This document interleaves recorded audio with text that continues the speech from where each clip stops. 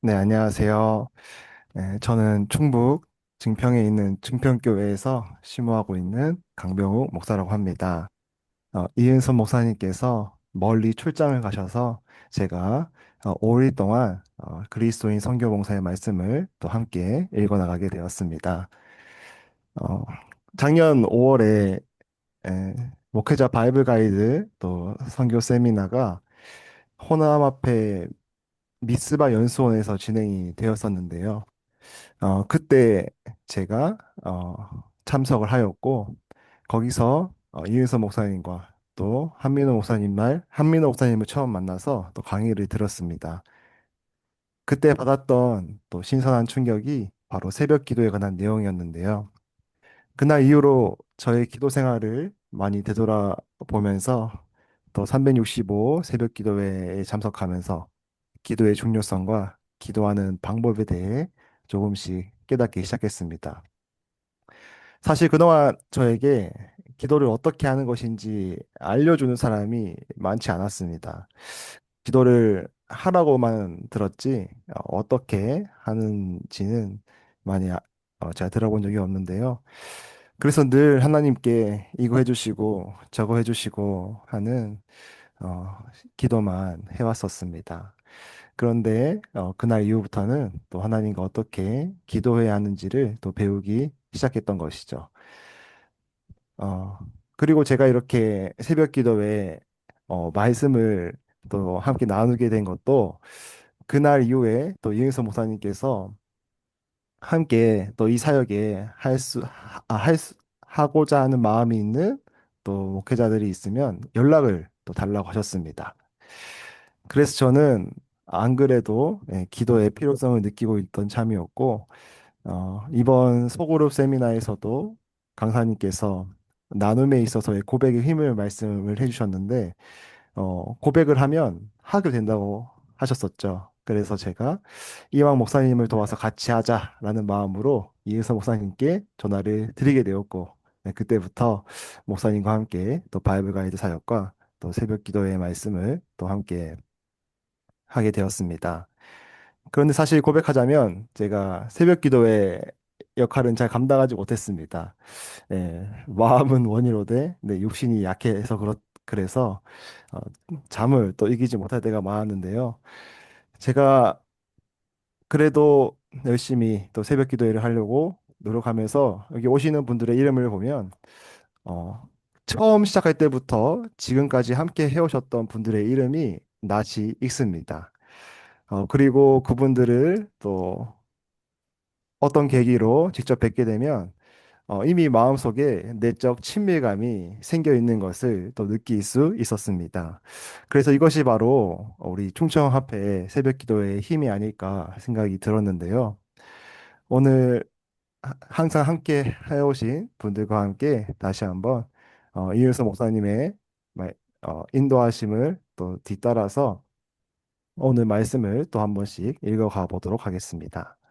어, 선교봉사 21페이지인데요. 구원해야 할 영혼들이 있으니 곧 우리의 교회에도 우리 안식일학교에도 그리고 우리의 이웃에도 있는 것이다. 자기 자신의 영혼을 살아있도록 하는 것은 남을 위해 일하는 데 달려 있다. 만일 저들이 예수님과 동역자가 된다면 우리는 계속적으로 점점 더 밝아지는 빛을 우리 교회 안에서 보게 될 것이며 그 빛은 저들의 지경을 넘어 흑암을 꿰뚫는 광선을 보낸다. 너희는 세상의 빛이라. 유대인들은 구원의 은혜를 자신의 국가에만 한정된 것으로 생각하였으나 그리스도께서는 구원의 햇빛과 같다는 것을 저희에게 보이셨다. 구원은 온 세상에 속한다. 어, 제가 이 말씀을 보면서 여기서 말하는 너희는 세상의 빛이라고 했을 때, 빛의 의미가 무엇일까 한번 생각을 해보았습니다. 그런데 시대 소망 일장의 말씀이 떠오르더라고요. 그분은 죄로 어두워진 이 세상에 하나님의 사랑의 빛을 드러내시려고 곧 우리와 함께 계시는 하나님이 되시려고 오셨다. 저는 재림교회가 당시 유대인들처럼 진리를 가진 빛의 교회임을 확신합니다. 그러나 그 역할을 잘 감당하고 있는지는 다시 한번 돌아봐야 할 문제라고 생각이 들었어요. 빛은 분명하게 어두움을 밝게 비추는 역할을 합니다. 그래서 우리는 흔히 진리의 기별을 명확하게 전하는 것에 초점을 두고 있는 것 같습니다. 어, 그러나 제가 그랬어요? 제가 어, 빵 보니 먹고 마실래요? 빵에 그 어머니가 가져온 치즈. 음소거를 어떻게 지금? 아니, 뭐 지금 드셔도 되고 이따 드셔도 되고. 네, 감사합니다. 그러네 빛의 역할은 제가 보니까 거기서 끝나지 않는 것 같습니다. 제가 빛의 역할을 곰곰이 생각해 보니 우리가 캄캄하고 추운 곳에서 한 줄기의 빛을 받으면 어떨까요? 그 빛은 분명 어둠을 밝히기도 하지만 동시에 우리에게 따뜻한 온기로 우리의 몸을 녹여줍니다. 빛이 나에게 접촉하여 나와 함께함으로 나를 따뜻하게 해주는 것이죠. 저는 그래서 세상에 빛이 된다는 것은 곧 세상을 따뜻하게 하는 사람, 내 가족과 이웃과 동료에게 그리스도의 온기를 전하는 사람이 된다는 뜻이 아닐까 하는 묵상을 또 아침에 해보게 되었습니다. 그렇다면 그리스도의 온기란 무엇일까요? 그리스도께서 보여주시는 구원의 햇빛을 시대 서방에서는 이렇게 표현하고 있습니다. 예수 그리스도의 얼굴에서 비치는 영광은 자아, 희생적 사랑의 영광임이 드러날 것이다. 갈보리에서 비쳐나오는 빛을 볼 때 자아를 부정하는 사랑의 법칙이 이 세상과 하늘의 생명의 법칙임이 드러날 것이다. 앞서 읽은 자기 자신의 영혼을 살아있도록 하는 것은 남을 위해 일하는 데 달려 있다는 말씀의 의미가 바로 여기에 담겨 있습니다. 우리가 신앙생활을 하다 보면 교회가 늘 따뜻한 온기로만 가득했으면 참 좋겠지만 가끔은 차갑고 이기적인 모습도 보게 되고 그로 인해 실망하기도 합니다. 어떤 분들은 교회도 죄인들이 모이는 곳이니 어쩔 수 없다고 말하기도 하죠. 그래서 엘렌 화이트도 구원해야 할 영혼이 교회에도, 안식일 학교에도, 이웃에도 있다고 말한 것은 아닐까 싶습니다. 그러나 하나님께서 창조하신 모든 피조물 중에 인간을 제외하고 다 봉사하며 살아갑니다. 모든 샘물의 근원이 되는 바다도 그 표면에서 증발된 수증기가 비가 되어 땅을 적시고 열매를 맺게 하기 위해서 각처에 흘러오는 물을 받고 있죠. 식물도 그 물을 받아서 씨앗 하나에 많은 열매를 맺게 만들고 나무도 깨끗한 공기를 내뿜습니다. 모든 피조물은 주기 위해 받는 것이죠. 오늘 우리가 새벽 기도회에 함께 모여 기도하는 이유도 마찬가지 아닐까요? 내 안에 나눠줄 선한 것이 없으니 주님께서 그 부족함을 채워주시도록 나의 부족함을 주님의 풍성함으로 채워주시도록 간구하기 위하여 우리는 이 아침을 깨우는 것이 아니겠습니까? 그래서 이 아침 발보리 십자가에서 나오는 그 사랑의 빛을 더욱더 풍성히 받는 우리 모두가 되었으면 참 좋겠습니다. 제가 오늘 아침에 나누는 이 말씀도 결국 하나님께로부터 받은 것을 나누는 것이기 때문이죠. 그러므로 너희는 세상의 빛이라는 말씀의 의미는 어두운 세상을 진리로 비출 뿐만 아니라 그 빛을 비춘 대상 곁에 함께 함으로 그 사람을 따뜻하게 하여 그리스도의 사랑의 빛을 느낄 수 있도록 인도하라는 뜻이라고 저는 생각을 합니다. 그래서 우리 충청앞의 모든 교회가 이렇게 따뜻하고 또 어, 온기가 있는 그런 교회가 됐으면 참 좋겠습니다. 두 번째 본문의 말씀을 읽어 나가겠습니다. 성령의 감화하심에 응답하는 심령은 하나님의 축복이 흘러가는 통로이다. 만일 섬기는 자들이 세상에서 제거되고 당신의 성령이 사람들 가운데서 물러나신다면 이 세상은 사단의 통치의 열매인 황폐와 파멸에 빠지게 될 것이다. 악인들은 비록 깨닫지 못할지라도 그들이 이 세상에서 누리는 이생의 축복까지도 저희가 멸시하고 압박하고 하나님의 백성의 덕을 잇고 있다. 그러나 만일 그리스도인들이 이름에만 그치고 만다면 그들은 맛을 잃은 소금과 같다. 그들은 세상에서 유익한 가마를 끼치지 못한다. 그들은 하나님을 그릇 나타냄으로써 불신자보다 더 악하다. 예. 소금의 역할은 여러 가지가 있습니다. 소금은 구약에서는 언약의 표시로도 사용이 됐고요.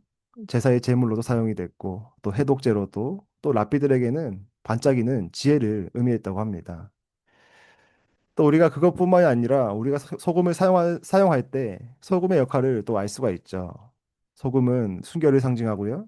부패를 방지하고 또 맛을 내고 그리고 땅을 비옥하게 하는 비료의 역할을 한다고 우리는 알고 있습니다. 그런데 우리가 성령의 감화하심에 응답하는 심령이 되어 하나님의 축복이 흘러가는 통로가 되어야 하는데 여기 말씀하신 것처럼 맛을 잃은 소금이 된다면 어떨까요? 여기서 맛을 잃는다는 것은 어, 헬라어에 나오는 어리석은, 뭐 나태한, 우둔한이라는 뜻에서 유래된 단어로 업신여김을 당하다라는 의미로도 해석이 가능하다고 합니다. 그래서 실제로 사회에서 나오는 팔레스테인의 소금은 지중해의 소금보다 불순물이 많아서 때로는 화학작용을 일으켜 제 맛을 잃을 뿐 아니라 땅도 버리게 된다고 하는 얘기를 들었습니다. 결국에는 한마디로 얘기하자면 쓸모가 없어진다는 것입니다. 소금이 제 맛을 잃는다는 것은 사람이 자기 생명을 잃어버리는 것과 같습니다. 성도가 그 귀중한 생명의 신앙의 맛을 잃어버릴 때는 없어지고 무용지물이 되는 것이죠. 심지어 그뿐만이라면 좋겠는데 마귀와 또 사람들에게 조롱거리가 되어 벌어질 수 있는 것입니다. 그래서 그들이 하나님을 그릇 나타내기 때문에 불신자보다 더 악하다는 말을 듣게 되는 것이죠. 오늘 아침 우리는 두 가지 말씀을 함께 보았습니다. 너희는 세상의 빛이라는 말씀과 맛을 잃은 소금에 대한 말씀입니다. 사실 이 두 말씀은 같은 이야기지요. 빛으로 산다는 것과 짠맛을 내는 소금으로 산다는 것은 결국 같은 것을 가리킵니다. 내가 있는 그 자리에서 누군가를 따뜻하게 하고 부패하는 것을 막아서고 그 삶에 맛을 내주는 존재로 살아가는 것입니다. 그런데 오늘 말씀을 보면서 저 자신에게 이런 질문을 또 던지게 되었는데요. 그렇다면 나는 지금 과연 빛을 내고 있는가? 아니면 그저 빛이 있다고 착각하며 살고 있는가? 나는 지금 짠맛을 내고 있는가? 아니면 맛을 잃은 채 이름만 그리스도인이라는 사람으로 살아가고 있는가? 우리가 빛과 소금이 되지 못할 때 단순히 아무 일도 안 하는 것이 아니라 오히려 하나님을 나타낼 수 있다는 것을 우리는 어, 잊지 않아야 될 것 같습니다. 그러나 동시에 오늘 본문의 앞부분은 이런 말씀도 우리에게 전해주고 있죠. 자기 자신의 영혼을 살아있도록 하는 것은 남을 위해 일하는 데 달려 있다. 빛과 소금으로 사는 것은 나를 소진시키는 일이 아니라 오히려 나를 살아있게 하는 길이라는 것입니다. 내가 가진 것으로 억지로 짜내어 빛을 내려 하면 금방 지치고 말겠지만 주님께서 채워주시는 풍성함을 흘려 보낼 때 우리는 지치지 않고 계속해서 빛과 소금의 역할을 감당할 수 있게 될 것입니다. 그래서 저는 오늘 이 아침 이렇게 기도하고 싶습니다. 주님, 저는 스스로 빛을 낼 수 없는 사람입니다. 저는 스스로 짠맛을 낼 수 없는 사람입니다. 그렇기에 주님, 저를 주님의 사랑으로 채워주시옵소서. 제 안에 계신 주님의 빛이 저를 통해 제 가족과 이웃과 교회와 또 세상의 많은 영혼들에게 흘러가게 하여 주시옵소서. 오늘 우리의 기도가 빛과 소금이 될 수 있는 그런 기도가 되기를 간절히 소망합니다. 오늘 하루 우리 기도에 참여하신 모든 분들이 있는 그 자리에서 하나님의 따뜻한 온기를 전하는 하루가 되기를 바라면서 또 오늘의 아침 말씀을 마치도록 하겠습니다. 제가 네. 기도하겠습니다. 사랑의 하나님 아버지, 오늘 아침 또 빛과 소금에 관한 말씀을 통해 저희를 돌아보게 하심에 감사드립니다. 저희 힘으로는 빛을 낼 수도 맛을 낼 수도 없는 연약한 자들임을 고백합니다. 이 아침 주님의 은혜로 저희를 또 풍족히 채워주셔서 오늘 하루 저희가 만나는 모든 사람들에게 그리스도의 사랑을, 따뜻한 사랑을 전하는 자가 되게 하여 주시옵소서. 예수님의 아멘. 이름으로 기도드립니다. 아멘. 아멘.